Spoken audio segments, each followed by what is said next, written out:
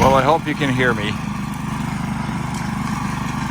We are using the world's most amazing lawnmower. I don't even know if it could be called a lawnmower.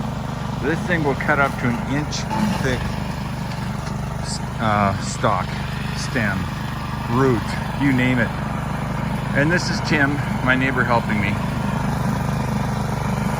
I got to use it for a while, and then he took pity on me and said he would run it for a while. Gotta love the man.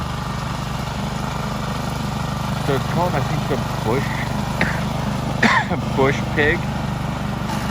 And realize the area underneath these trees has not been cleaned for 2-3 years. Normally it would be much better, but of course I haven't lived here.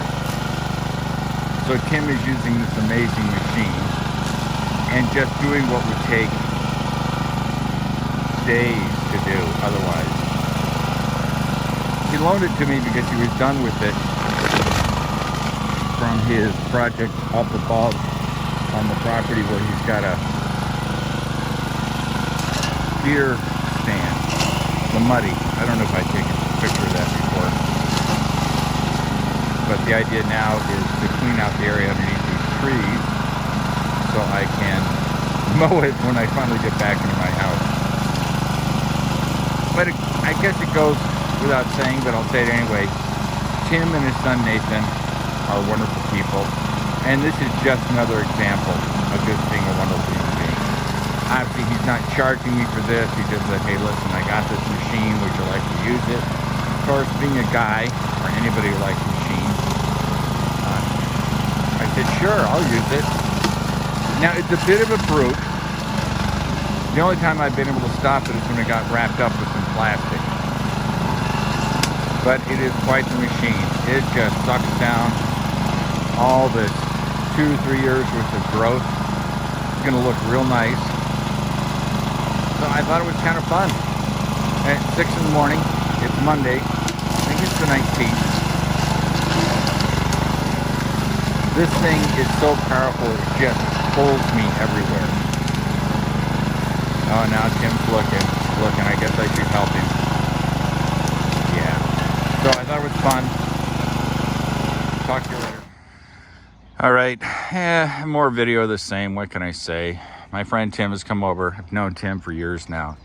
He is one of those genuinely nice people.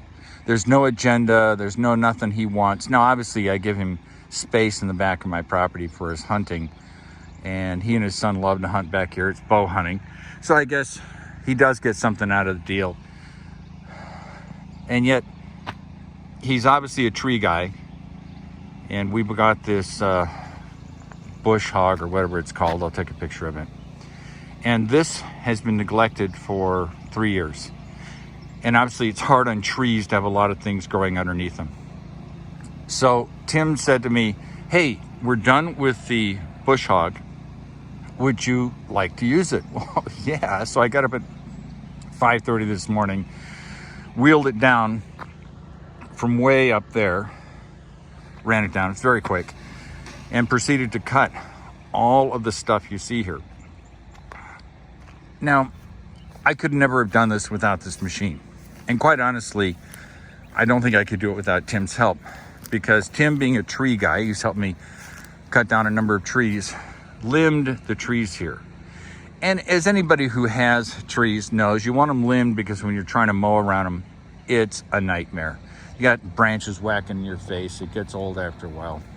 Oh, and here's his son, Nathan. Yes, there's the Nathan. So we're cutting, having a good time. And this area, because this is my solar dryer right here. This is my solar clothes dryer. Now, they were very popular years ago, but people seem to think that you can only use a dryer now. Well, in the summer, oh God, a clothesline is awesome. Sheets, which take days to do in a dryer. I know that's bullshit, but they do. And you can put them out here an hour later. They're just amazing. So I'll get some new clothespins. But once again, we've trimmed all of this, got all this high weeds down. You can see the weeds in the background. They were that high. And then Tim, being a tree guy, said, you notice you got a walnut tree I said, no, apparently this is a walnut. And he said, because see, there's no weeds underneath it. Apparently a walnut tree is acid enough that it drops and stops everything. There is grass growing.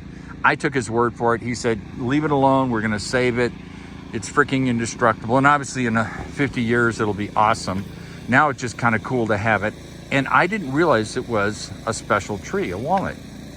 And so it'll be cool. Now, apparently they do drop nasty little nuts, but I'll deal with that as time comes.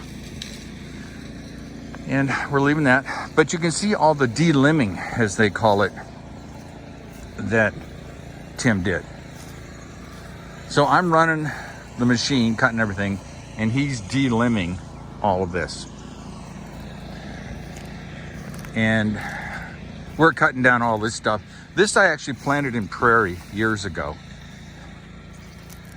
I had this piece of land here and I didn't like mowing it. I thought it was a waste of time, so I planted prairie.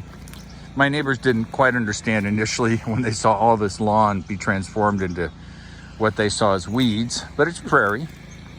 Because I like prairie. Prairie's a Midwest thing. And you don't have to mow it, it just takes care of itself. Now, obviously I can't burn it. You're supposed to burn it like every 5 years because fires, unbeknownst to a lot of people, are part of the renewal process of prairie. You can't do that. Trees, houses, so I just let it go. But the amazing thing is these are Colorado blue spruces, which do not like the Midwest. God knows why we plant them here, but these were here when I moved in. And all of this was just really thick brush. So I've been cutting all this brush and it looks good. Now there's Tim doing his thing. He's cutting the front and he's just a wonderful human being. I'm sorry I keep saying that, but sometimes we all get cynical about life and people and whether they're working you or not. Tim is an amazing man. I just love him to death. I'd do anything for him, but look at it. He's putting his back into it. And realize this is not his property. He is just a friend helping me.